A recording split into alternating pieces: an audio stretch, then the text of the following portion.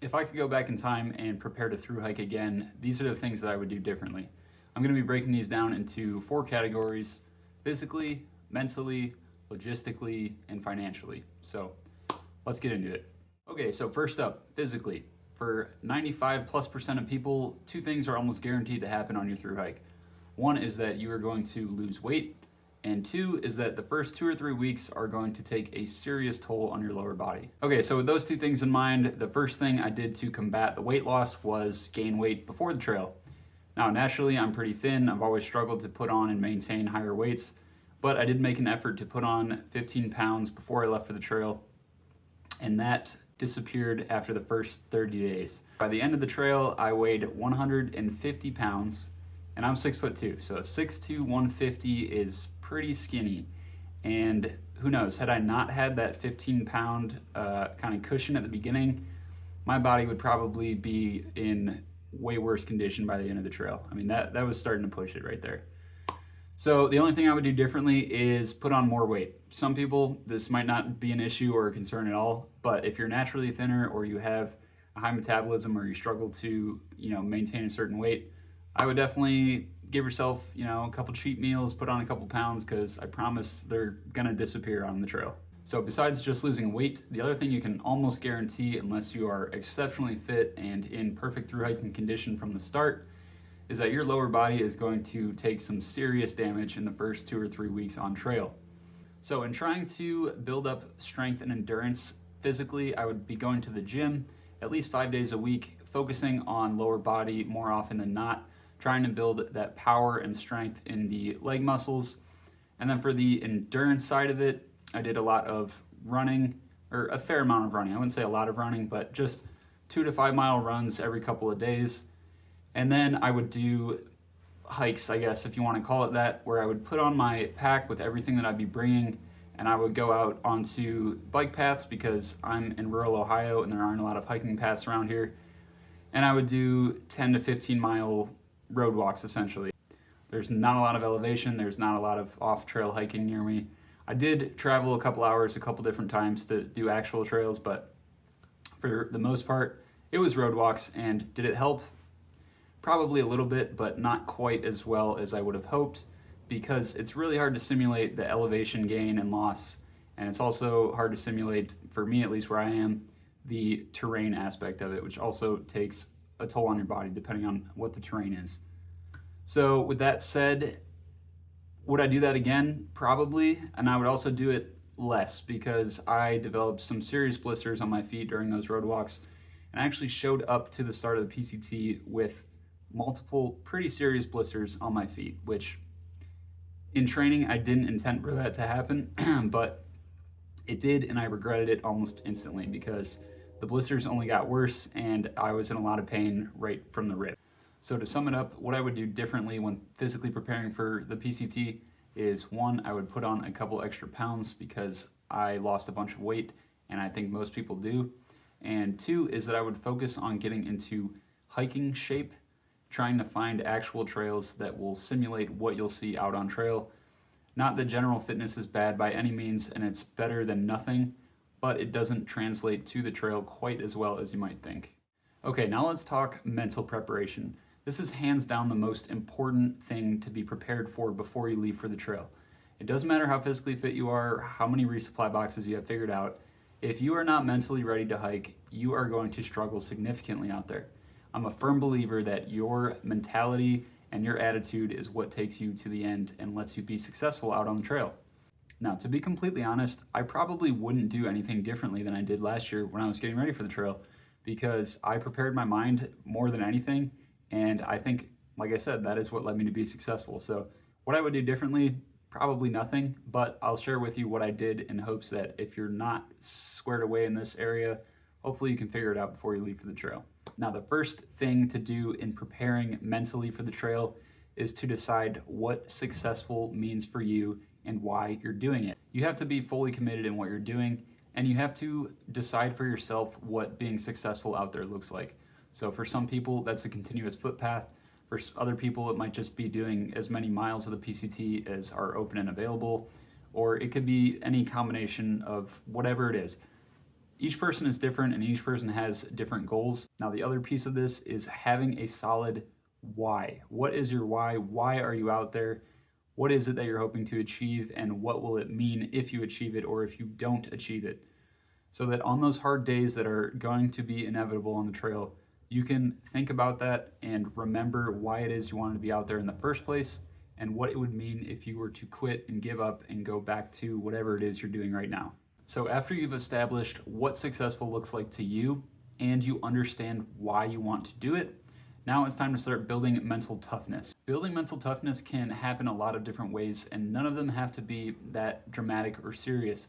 All it means is that you are forcing yourself to do things that you don't feel like doing in that moment. So that could be waking up early as soon as your alarm goes off, that could be going to the gym, that could be doing chores around the house that you don't feel like doing. Whatever it is, when there's something that you don't feel like doing because you're tired or you're comfortable or whatever it is, you need to recognize that and then force yourself to do those things. The beginning of the trail is not a place I would recommend trying to build a foundation of mental toughness, because you're gonna wake up, your feet will be throbbing, your knees will be hurt, your body will just be aching and tired and whatever it is. And you're gonna have to force yourself to get up and hike again and get to the next campsite, the next town, the next water source, whatever it is. So lay that groundwork now before you leave for the trail. Again, this doesn't have to be anything serious.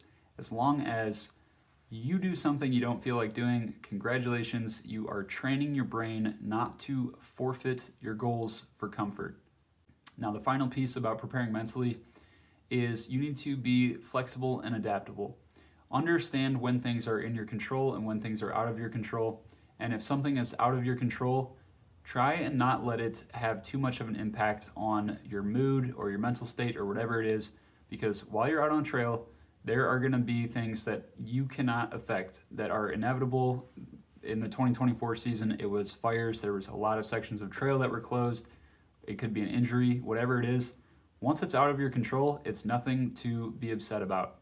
You need to just go forward, figure out what the solution is, and carry on, and don't let it ruin your day or your hike or anything like that. So to wrap up this section on mental preparation, the 4 things I did and the 4 things I would encourage anybody to do is 1, decide what success looks like for you specifically. 2, make sure you have a solid why. 3 is build mental toughness in your day-to-day life before you leave for the trail. And 4, recognize things that are in your control and out of your control. And if something is out of your control, practice not letting it affect your mood. Understand that you have no power over it and carry on, do what you must do anyways. All right, now let's talk about preparing logistically. So I decided on my resupply strategy basically on 2 factors. 1 is that I'm a very go with the flow, figure it out as I go kind of guy. And 2, I watched a lot of YouTube videos about different resupply strategies from past thru-hikers who have a lot more experience. And after listening to them talk, a couple of them agreed and validated what I was feeling, which was that I didn't want to pre-plan every single package that I had sent. So what I ended up doing was building packages with 4 or 5 days worth of food in them, and I would also include toiletries and sunscreen, vitamins, and other random things like that. But then I would leave them unsealed and without addresses on them, so that in the event when I was on the trail and I knew that I was coming up to a place that didn't have the best resupply options, then I could text back and say, hey, can you send one of those boxes to this address? And can you also put in whatever extra I needed, or can you take out 1 or 2 things or whatever it was? Although, to be completely honest, I only did that, like I said, maybe 4 times along the entire trail. And even that was like barely necessary. It was more just a convenience thing. I had already built them. Could I have resupplied somewhere else? Yeah, but it was like, well, I already have them, might as well send them kind of deal. I think that was a pretty good strategy for a first-time thru-hiker. If you don't have any dietary restrictions, or you're not on a super tight budget, because a lot of times those mountain town resupplies, the prices are jacked up and it ends up costing a lot more. So if there's a financial or dietary concern, then by all means send your packages or pre-plan your packages. But if those things don't necessarily apply to you and you're kind of newer to thru-hiking, I would just build a couple generic boxes and have somebody back home that you can text and have them send as you need. Okay, and finally, preparing financially, what I would do different. This is not going to be a financial analysis by any means. I might do a more in-depth video on that later on, but just a general point of what I would do differently if I were to thru hike again is budget more than I think I need, and I would encourage you to do the same. I personally had what I thought was a pretty high budget because I was out there by myself, and when I would go to towns, if I was getting a hotel room, I wasn't splitting that very often. If I would go to restaurants, I wanted to enjoy myself and get whatever I wanted to eat and have a couple beers and whatever else. So I budgeted more than I thought I needed, and I ended up burning through it a little bit quicker than I expected. A lot of those remote areas out there, or like touristy kind of towns, the prices are jacked up, and they're significantly higher than they would be in a lot of other parts of the country. So what you think something should cost might cost, just a little bit more out on the West Coast, and that can add up over time. And there are other things like rides, like tipping trail angels, or some, trail angels will actually just charge you a certain fee. So if you're going back and forth and you're not hitchhiking a lot, those kinds of things add up. So whatever your budget is, give yourself a cushion, and then if you can afford to, before you leave for the trail, give yourself another slight cushion after that. Just so that you don't have to stress about finances, especially towards the end of the trail. You can enjoy yourself and not worry about running out of money, and it makes your time on trail more enjoyable, I think. If you're living like a true dirtbag, which there's nothing wrong with that, but eating out of resupply boxes more often than not, it's part of the journey, I guess, but there are more enjoyable ways to do it. So all I would say is budget more than you think you're gonna need. Okay, so that wraps up this video, and that's what I would do differently mentally, physically, logistically, and financially. If you've thru-hiked before and you prepared in a way that wasn't great, I would encourage you to leave it in the comments so that other viewers can read that and learn from that as well, and hopefully not make the same mistakes as us. So again, appreciate you guys watching, and I will see you on the next one.